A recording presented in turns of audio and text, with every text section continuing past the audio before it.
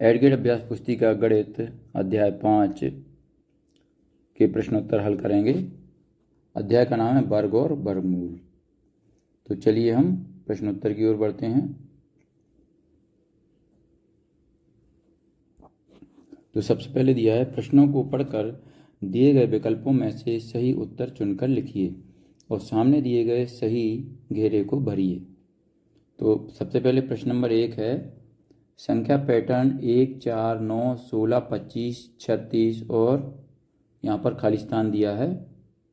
इसमें सही जो 4 नीचे विकल्प दिए हुए हैं उनमें से सही विकल्प को इसमें भरना है कि इसके आगे कौन सी संख्या आएगी। तो यहाँ पर ऑप्शन ए दिया है 59, option B 64, option C 49, option D 81। तो यहाँ पर देखिए सही उत्तर क्या है, ऑप्शन सी 49। यहाँ पर ऑप्शन सी वाले गोले पर हम निशान लगाएंगे, इसको फिल करेंगे।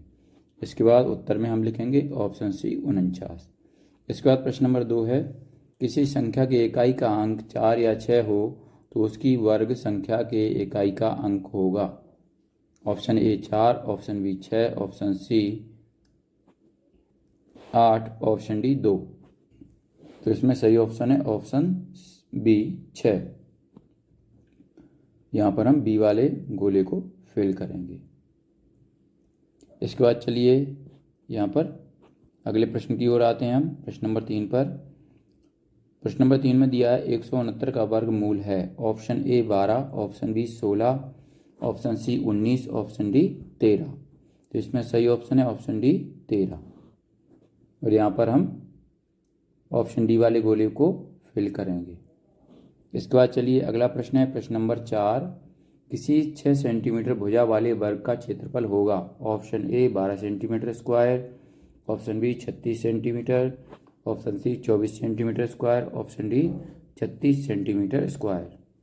तो इसमें सही ऑप्शन है ऑप्शन डी 36 सेंटीमीटर स्क्वायर। यहाँ पर हम ऑप्शन डी वाले गोले को फिल करेंगे। उत्तर में लिखेंगे ऑप्शन डी 36 सेंटीमीटर स्क्वायर।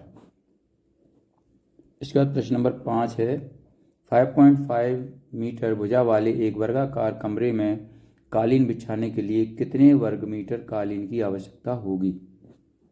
तो यहाँ पर ऑप्शन ए दिया है 30.25 वर्ग मीटर, बी दिया है 3025 वर्ग मीटर, सी दिया है 3.025 वर्ग मीटर और डी दिया है 0.3025 वर्ग मीटर। तो इसमें सही उत्तर है ऑप्शन ए 30.25 वर्ग मीटर और यहाँ पर ऑप्शन ए पर हम ऑप्शन ए को हम फिल करेंगे।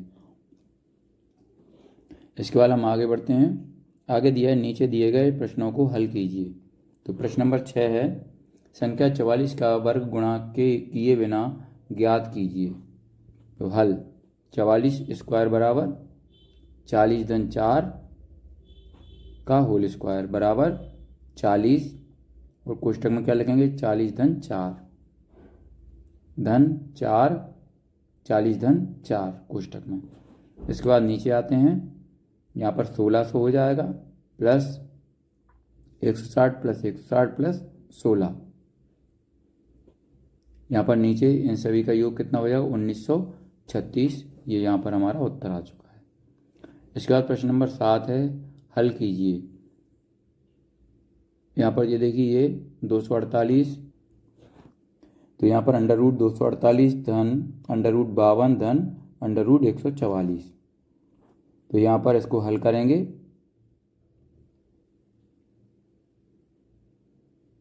तो देखिए यहाँ पर इन दोनों को जोड़ दिया है, यहाँ पर ये 64 हो गए हैं। फिर इसके बाद इसको वर्गमूल से अंडर रूट से बाहर करेंगे तो यहाँ पर कितना 8 आ जाएगा। 8 को इसमें जोड़ देंगे, फिर इसको अंडर रूट से बाहर करेंगे तो 16 आ जाएगा। चलिए इसके बाद प्रश्न नंबर 8 है, पाइथागोरस चित्र लिखिए, पाइथागोरस त्रिक लिखिए जिसका एक सदस्य 12 है। तो है यहाँ पर हल करेंगे, पाइथागोरस त्रिक सूत्र 2m square minus 1 m square plus 1 से। तो यहाँ पर 2m बराबर 12 है, तो m का मान क्या होगा, यहाँ पर ये 6 निकाल लिया हमने m का मान। इसके बाद अब m स्क्वायर माइनस 1 बराबर, यहाँ पर m का मान कितना है 6, तो 6 का स्क्वायर लगाकर हम -1 लिखेंगे। आगे यहाँ पर हल करेंगे तो 6 का स्क्वायर कितना हो जाएगा 36 माइनस 1 बराबर 35। फिर आगे तक चलते हैं। m 2 + 1 बराबर 6 का स्क्वायर m का मान रखेंगे प्लस धन बराबर 36 धन 1 बराबर यहाँ पर 37 हो जाएगा। इसके बाद चलिए प्रश्न नंबर 9 पर आते हैं। अभाज्य गुणनखंड विधि से दी गई संख्याओं के वर्गमूल ज्ञात कीजिए। तो यहाँ पर देखिए ये वर्गमूल 1296 और 289 का निकालना है। तो यहाँ पर देखिए इस तरीके से भी निकाल सकते हैं, और ये 289 का यहाँ निकाला हुआ है। चलिए बच्चों, इस तरीके से आप भी अपने एडगेट अभ्यास पुस्तिका की बुक में इसको हल कर सकते हैं। इसके बाद हम 10वें प्रश्न की ओर बढ़ते हैं। वह सबसे छोटी संख्या ज्ञात कीजिए जिससे 600 को भाग देने पर वह पूर्ण वर्ग संख्या बन जाए। तो हल में लिखेंगे, अतः 600 बराबर ये इसके गुणनखंड लिख दिए। इसके बाद अभाज्य गुणनखंडों में 2 × 3 बराबर 6, वो युग्म नहीं है, अतः 6 से भाग देने पर पूर्ण वर्ग संख्या होगी। इसके बाद प्रश्न नंबर 11 है, भाग विधि से 625 का वर्गमूल ज्ञात कीजिए। तो भाग विधि से 625 का वर्गमूल, तो यहाँ पर ये √625 बराबर 25 यहाँ पर भाग विधि से किया हुआ है, ये देखिए ये वाला। चलिए इसके बाद प्रश्न नंबर 12 पर आते हैं। वह सबसे छोटी संख्या ज्ञात कीजिए जिसमें 200 को गुणा करने पर वह एक पूर्ण वर्ग संख्या बन जाए। तो यहाँ पर देखिए, यहाँ पर लिखेंगे 200 बराबर, यहाँ पर इसको टुकड़े कर दिए। अभाज्य गुणनखंडों में 2 का युग्म नहीं है, अतः 200 में 2 का गुणा करने पर यह संख्या पूर्ण वर्ग होगी।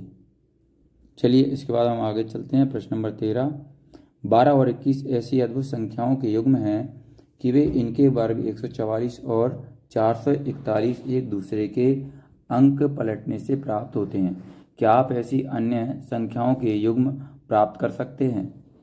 तो उत्तर में लिखेंगे हाँ, ऐसे युग्म 13 31 हैं। 13 का वर्ग 169 तथा 31 का वर्ग 961 है, जो एक दूसरे के उलटने के साथ प्राप्त होते हैं, तथा दूसरा युग्म 102 201 है।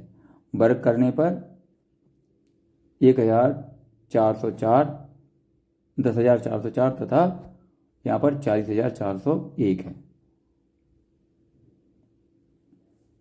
चलिए इसके बाद प्रश्न नंबर 14 पर आते हैं। एक व्यापक ड्रिल अभ्यास के लिए विभिन्न स्कूलों के 6,250 विद्यार्थियों को पंक्तियों में इस प्रकार व्यवस्थित किया जाता है कि प्रत्येक पंक्ति में उतने ही विद्यार्थी रहें जितनी की पंक्तियों की संख्या है। ऐसा करने पर प्रशिक्षक यह पाता है कि 9 विद्यार्थी शेष रह जाते हैं। इस वर्ग की प्रत्येक पंक्ति में विद्यार्थियों की संख्या ज्ञात कीजिए। तो यहाँ पर हल करेंगे। 6,250 का वर्गमूल 79 आ जाता है, शेष 9 बचते हैं।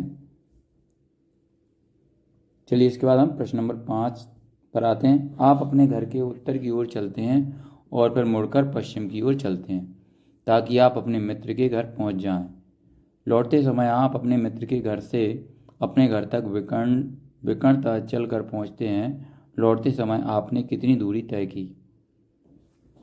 तो यहाँ पर देखिए ये डायग्राम बनाया हुआ है। लौटते समय उत्तर और पश्चिम में चली गई दूरी के वर्गों के योग के बराबर दूरी तय की। यहाँ पर ही हमारा पाठ अध्याय 5 समाप्त होता है। तो बच्चों, अगर आपको हमारा ये वीडियो अच्छा लगा हो तो इसको लाइक करें, अपने दोस्तों के साथ शेयर करें। अगर आप हमें कुछ सुझाव देना चाहते हैं तो कमेंट बॉक्स में ज़रूर लिखें। इसी तरीके के और भी वीडियो पाने के लिए हमारे इस चैनल को सब्सक्राइब करना न भूलें। धन्यवाद।